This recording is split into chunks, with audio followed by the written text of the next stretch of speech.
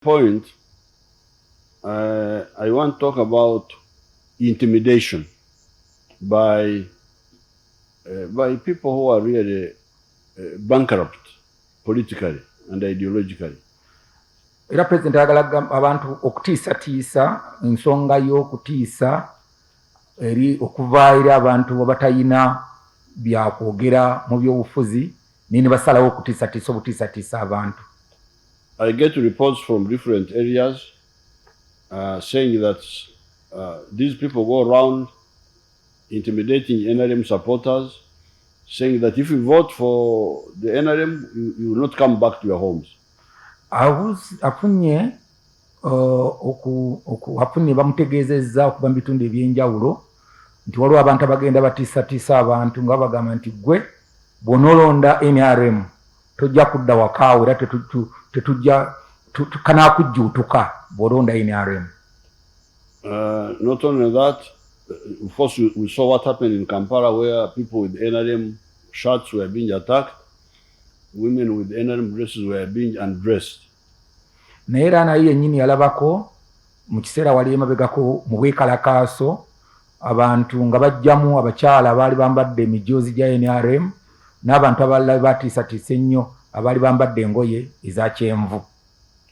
In Kampala, we deployed and we dealt with some of those criminals. Some of the criminals lost their lives because of that nonsense. And I hear that in Kampala, it's no longer happening.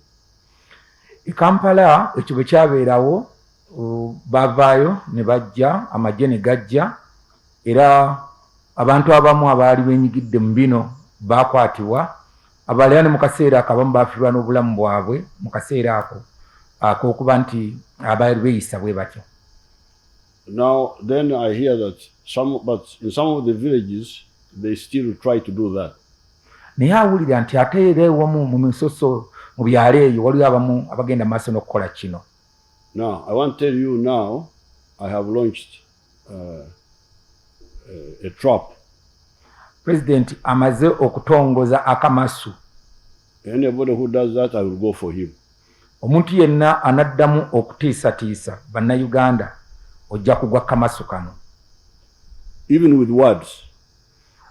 Ate si kutiisa kwokka nga kuno naye n'okwogera obwogezi okugamba nti gwe ojja kundaba ng'olonze NRM. You are not allowed to intimidate a Ugandan. Teri muntu yenna alina akkirizibwa okutiisatiisa munnayuganda. And we are going to smash this whole rubbish. You will see. Era kino kyonna tugenda kimalawo. Era bannayuganda mutunule kino tujja kimalawo, tetwagala muntu anyigiriza bannayuganda kubatiisatiisa. Ate nandisabye abakutte ebendera ya NRM waliwo ngendako esimu sirina kugiyisa wano ku mpewo naye ngenda kugibasindikira flag bearers bonna ba parliament nti bona afuna omuntu atiisatiisa omuntu waffe kuba wano. Ekyo kyogedde mu Linyankole bakiwulira abanya. So please, those people who are involved, we don't want to go for you, but we fought for freedom. Tetwandyagadde nnyo okugenderako naye jjukira nti ffe nga NRM twalwanira abantu abe n'eddembe lyabwe. When you say you threaten, that means you are bankrupt.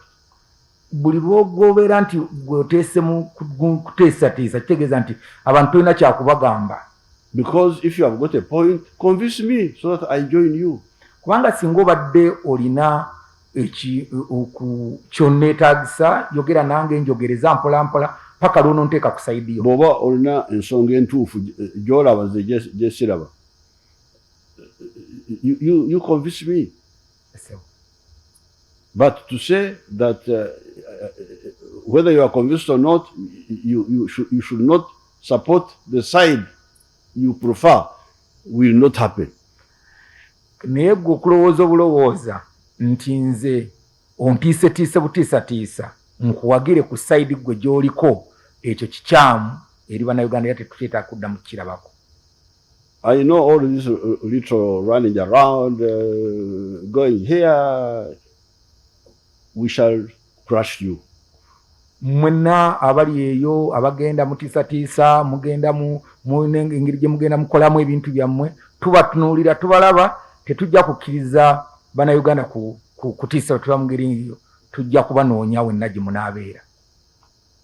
Now, that's why I decided to speak in English, because in Uganda I fight with words. I spend more time fighting with words than than making the point. So kyobulaba olwaleero olw'okuba president abadde ayagala ensonga eno agibatuuseeko mutongole aga nti kayogere mu luzungu mugitegerere ddala bulungi nti teri muntu munnayuganda ayina kutiisibwatiisibwa.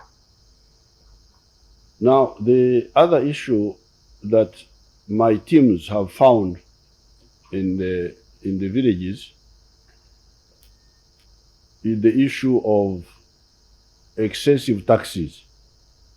Ekirala ttiimu ya president kyesanze era mu kyalo eyo gy'emisolo egiyitiridde mu byalo. Ono omusajja alowooza nti simanyi Luganda akyusa ebye. I'm sorry, Excellency. Ekirala president kyasanze ttiimu ye badde etambula abanoonyereza bamulaze nti waliyo ate emisolo abantu gye bateesewo egisukkiridde mu bantu baffe mu byalo eyo. Now, of course, I know about taxes, so I said, but what taxes are those? Kituufu president ebyemisolo abimanyi naye abuuza musolo ki ogwo. So I went back to the ministry and I checked. Of course, I know, even without checking, I knew that we tax mainly 3 areas. Yes, ebyemisolo abimanyiko naye yasoose naga naye naddayo ku kitongole naga naye naddamu ne yeebuuza naye n'amanya nti waliyo engeri ya mirundi 3 ey'emisolo ya mirundi 3. Tax number 1 is import tax. Omusolo ogusooka gwe omusolo gwe tujja ku bintu bye tujja ebweru w'eggwanga. Ate si bintu byonna bye tujja ebweru. The things we import from outside, but which are not essential for survival. Ate si byonna byonna buli kantu akava ebweru gavumenti ekajjako omusolo ne gavumenti byejjako omusolo byebyo byokka bitwandibadde tuyitanga ebyokwejalabya ebitali ebikulu ennyo omuntu byetaaga mu bulamu bwe nti abeerewo mu bulamu nti abeere mulamu nti okubutabeera bwabyo omuntu tasobola kubeerawo. So ebintu ebyo ebikulu ennyo mu bulamu bw'abantu gavumenti tebijjaako musolo wadde tuba tubijja bweru wa ggwanga. So that's principle number 1. We tax imports but not essential imports. Tujja omusolo ku bintu ebiva ebweru naye si ku byenkizo ebibeezaawo obulamu bw'abantu tibyo tubijjako omusolo byo tetubijjaako musolo ebyenkizo. We don't tax agricultural machinery. Ekyokulabirako ebyuma ebikola mu by'obulimi tetubijjaako musolo. Like tractors. Nga tractors zemulaba or enkumbi. N'enkumbi za tractor ebikozesebwa mu kulima. Even these ordinary enkumbis. Nazo n'enkumbi za bulijjo zemulimisa mu kyalo ezo zemuteekamu muyinne mulima nazo enkumbi ezo gavumenti tezijjaako musolo nga ziva ebweru. Agricultural chemicals.